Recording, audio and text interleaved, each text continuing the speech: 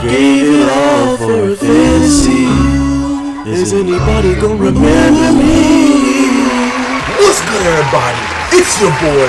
We are going to be ranking the cringiest UFC fighters. Now, when you think of the UFC, you think of stone cold killers. Now, on this list, there are going to be some people that are cringe for different reasons. Maybe they're just bad at trash talk. Maybe they just do dumb shit. It's okay. Starting off with the reason why I made this list, we're going to start off with my man, Buckley. Now, I'm going to be honest with you. The only reason he's on this list is because his head is built weird, and... But it's a massive name. There's only one name you should call out if you're on this mic. A powerful name. That name is... You're in B tier, buddy. Also, this dude, look, he said, not gonna lie, if me and GSP fought at the same age, I'd knock out the GOAT. Buckley. Some of the most delusional takes. He has the most delusional call out in UFC history. Only reason I'm not putting you higher is because I do see him becoming a contender in the welterweight division someday. But he is not championship material, and you're cringe. Next up, we got Aljamain Sterling. And you know what? I'm going to have to... This is going to be a hot take. I'm going to put him in not that cringe. He's cringe. Don't get me wrong. He's cringe. But on this list, there are some people that are cringier. Only thing I can say about Aljamain Sterling that is cringe is he has the Strickland effect. He talks a lot of smack, and he tries to make it seem like he's going to go out there and it's going to be a war. Sometimes. I'm not going to lie, sometimes he'll admit it and be like, I'm about to backpack this dude. But sometimes he'll make it seem like it's going to be a war. And then you just watch him get ground control for 3 rounds. I'm like, come on, bro. Like, no one's here to see that. And I'm not even the type to be like, oh, grappling is boring. There are some, like, yo, when I'm watching Islam go to work, or when I'm watching someone like Gilbert Burns go crazy, yo, the grappling is fun to watch. But if I don't feel like watching you be a human blanket on somebody for 5 minutes, bro, that's ridiculous. Next up, we got Chandler. I'm not gonna lie, you might have to be... And look, Chandler as a fighter, probably top 3 most entertaining lightweights of all time when it comes to fighting. But the only reason I'm putting you in C tier is because I just feel bad for the man. Like, after the Conor McGregor pullout, he's on Instagram posting quotes. I don't know what it feels like to sit out for 2-3 years waiting for this one fight just for it not to happen. It's like, come on, bro. Like, even I'm feeling bad, and I'm not even the one fighting. Next up, Henry Cejudo. I'm not gonna lie. We putting you in... You're not as cringe as Buckley, so we're gonna put you behind Buckley. And Henry Cejudo just has some of the cringiest moments when it comes to trash talk. I remember when Sean O'Malley was getting on the scene, and he was just having a regular interview, and then Henry, who was literally on a layoff, had his hands folded trying to look tough. I want a piece of that. What a piece of what? What are you talking about? I don't. Hey, Sean, I didn't see that. You want to match him and he's right here. I'd love a tune-up. What do you say, Precious? And then when he was fighting Merab, bro, probably one of the most negative aura moments. You gonna let Merab carry you to his corner, sticking his tongue out on camera, talking crazy. Bro, Cejudo used to be the man. But it's just like his trash talk is so like, it's giving 5th grade, bro. Like, come on. Next up, we got Paddy Pimblett. I'm not gonna lie, you're in the A tier. I'm a hater. I'm gonna be honest. I'm hating. Even when he was at the top of his hype, and everyone was like, oh, Paddy's gonna be the next McGregor. I was like, where is the hype coming from? I don't even, like, I can't understand. Where is the hype coming from? And when he fought Tony Ferguson, first of all, Tony is old. Tony is washed. And people was thinking Tony had a chance against Paddy. Not even prime Tony. First of all, prime Tony would dog walk. I don't like his gimmick. When he's not in fight camp, he gets so fat. He looks like a heavyweight when he's not in fight camp. It's ridiculous. How do you even do that? His trash talk is abysmal. It's like, am I even listening to English right now? What are you saying? Oh, but and you know, and I'm like, is that English? No, it's not. Next up, we got Jamahal Hill. Yo, I'm sorry. You're the first. Let's clap it up for Jamahal Hill. He is the first entry and the too cringe to handle. Look, Jamahal Hill used to be a force to be reckoned with. I used to like watching Jamahal Hill fight. And when he had that crazy arm, you know what happened. I don't even want to put it up. I'm going to put it up. Go and look at it. It's crazy. That Jamahal Hill was metal. I'm not going to lie. He was crazy. But he took 1 loss. He took one loss and couldn't handle it. And that's how you find out the character of a man, is how they handle loss. His loss versus Pereira, I'm not gonna lie, it was a pretty tough loss. It's just like back to back. I'm like, bro, after a while, you gotta stop crying, bro. Everyone loses. Okay, you lost to one of the best strikers in the UFC right now. Why are you crying so hard on Twitter? You know, just bashing Pereira on Twitter, making YouTube video after YouTube video. But then you have Pereira over here giving him props after he just knocked him out. I'm like, next up we got Jon Jones. I'm putting you in B. And when I say Jon Jones, I don't mean prime Jon. I'm talking about the Jon right now that's ducking Tom Aspinall. He just gets on Twitter. There needs to be a rule. When you're past a certain age, or when you like lose or something, you cannot be on Twitter if you're a UFC fighter, because they do dumb stuff. Why is he on Twitter talking about, oh, I'm not going to fight, hold on, because I'm about to get upset. I'm not going to fight my interim champion. I'm going to wait until old Jurassic fossilized Stipe finally musters up the strength to fight.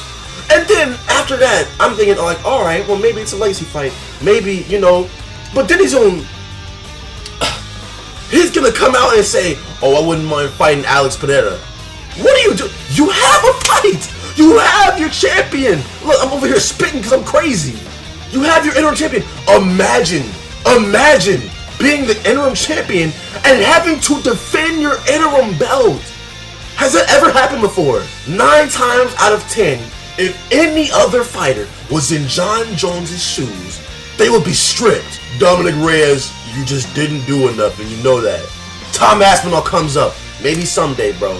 How are you going to tell your interim champion, maybe someday? And it pains me. It pains me because I want to see Jon succeed so bad, but he's his own worst enemy. And plus, I found out he's gay. Next up, Sean Strickland. I'm not going to lie. Look, I'm not going to lie. Before his Paulo Costa fight, I would be like, maybe not that cringe, or maybe C tier. He's in the A right now, and let me tell you why. I've always kind of figured that, you know, Sean had a really boring fight style, and that's okay. But it's like, after a while, and you start watching his press conferences, and he keeps, you know, telling us like, oh, we're gonna listen up, guys, we're gonna bleed for you, we're gonna lose brain cells for you, it's gonna be a war. And then you just have and he talks a big talk and talks a big game, but he just doesn't walk the walk. It's one thing if he's just boring and that's it, and he just knows he's boring, and when he gets in the press conference, he's not, you know, promising us a freaking fire fight. I really went into that Costa fight thinking there was going to be blood on the octagon, thinking it was going to be crazy. I was going to be like, wow. And then I'm watching it, I'm like, this is the dumbest. I'd rather watch woman MMA. Isn't that's crazy to say. So yeah, A tier for you. I would, matter of fact, no. You making me want to put you right here. But I'm a bigger hater for Pimblett. And I'm gonna be honest, I like Strickland. But if you're gonna talk the talk, walk the walk, and stop getting on Twitter saying weird stuff. Just look at gays as a form of retardation. But I fully accept them. Could you imagine if we seen any species on this planet wake up one day and all chose to be gay? We would all think, wow, there is clearly something wrong with that species. Why are humans exempt? Come on. And you might be thinking, oh, this is probably from like 2012 or 2013. This is from this year. This is from March.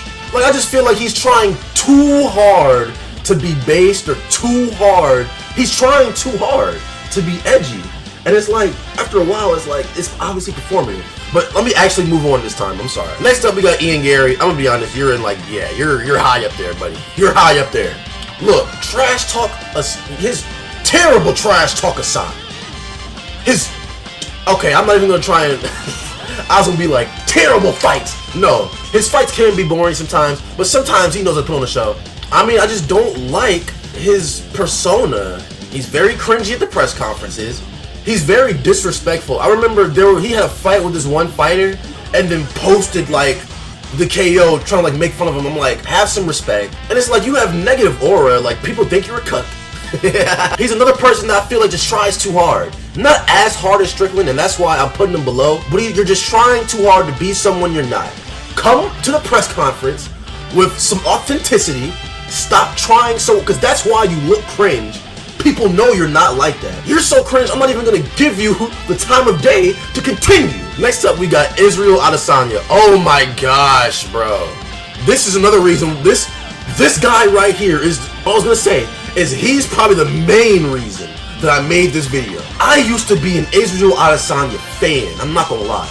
I wasn't like a diehard like, oh, Izzy's gonna win this fight. But I was like, you know, I like to see him, I like to see him fight. But it's like after he got champion and he started like getting a little comfortable being champion, he just started getting so boring. He just has the Sean Strickland effect. It's like he talks a big talk. He's like, oh, I'm gonna leave you frozen like Elsa. And then we get to the fight. Oh, leg kick. Oh, a jab. Let's step back a little bit. Leg kick. Body kick. I'm like, bro, come on. Why do fighters do that? I know you're trying so... Look, I'm getting lightheaded right now just thinking about it. Like, why do people do that? If you know you're a boring fighter, okay, it might work for one press conference. Oh, yeah, I'm gonna knock this dude out. But once we see that you're not about that life, it's not gonna work. We know you're not like that. I was watching the Duplessis, the freaking... Bro, this dude was growling at Duplessis. He tries so hard to be this anime protagonist. You're 30! You are 34 years of age! You know what? You're so cringe, I'm gonna move Aljamain Sterling up to C just for being in contact with you. Alright, last but not least, we got Sean O'Malley. And you know what? I know what y'all gonna say. Oh, put him in two cringe. Look, I'm gonna put him in B, but like just above Buckley. Just above Buckley. Only reason I'm not putting him in A with, Paddy and Sean is because, no matter what he does at the conferences, no matter what he does on social media, Sean O'Malley, when he gets in the octagon, he knows how to talk the walk. What? He knows how to talk the talk and walk the walk. When he said, I'm gonna knock Aljamain Sterling out, yo, he did. And even during the press conferences, I was like, that's not gonna happen. He's gonna get taken down. He was like, I'm gonna knock Aljamain Sterling the fuck out. And he did, and I was like, dang, okay. But then again, Ian is up here for being cringe, being weird at the press conferences, doing dumb stuff on Twitter, and having rumors for being a cuck. Sean O'Malley is actually one, so you're up here. But anyway, I'm gonna be honest, this is the dumbest video. I only made this because I was bored. But you know what? Is it valid? Yes! So get out of here. I'll see y'all later. I love y'all. Goodbye.